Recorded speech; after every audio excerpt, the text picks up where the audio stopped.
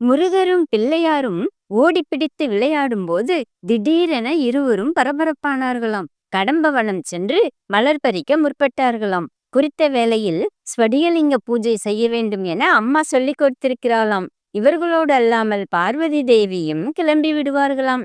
காட்டிலும் மேட்டிலும் கால் தெறிக்க ஓடி பூஜை செய்வாளாம் உமாதேவியார். ஏன் இந்த பதட்டம் என பெருமான் கேட்டபோது கூட, தங்களுக்கு காடும் மேடும் பிடித்திருக்கிறது, தாங்கள் இருக்கும் இடமெல்லாம் பூஜை செய்ய எனக்கு பிடித்திருக்கிறது என பதிலளித்தாராம். நீ எங்கெல்லாம் எண்ணுகிறாயோ அங்கெல்லாம் நான் சென்று அமருகிறேன் என்றாராம் ஈசன். இவரும் விட்டு கொடுக்காமல் பேச, தேவியும் விட்டு கொடுக்காமல் பேசினாளாம். பாலபிஷேகம் செய்ய நீ ஆசைப்பட்டாய், அது பளீரென்று தெரிய வேண்டுமென மரகதலிங்கமாக மாறினேன் என்றாராம் ஈசன். அந்த இடம்தான் திரு-இடைச்சுரம்.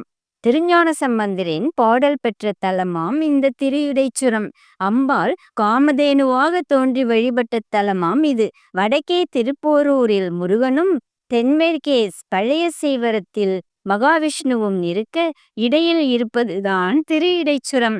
எழில் நிறைந்த திருத்தலமாம் இது. ஞானசம்பந்தர் சிவனே இவ்விடத்திற்கு விரும்பி வந்ததாக பாடினாராம்.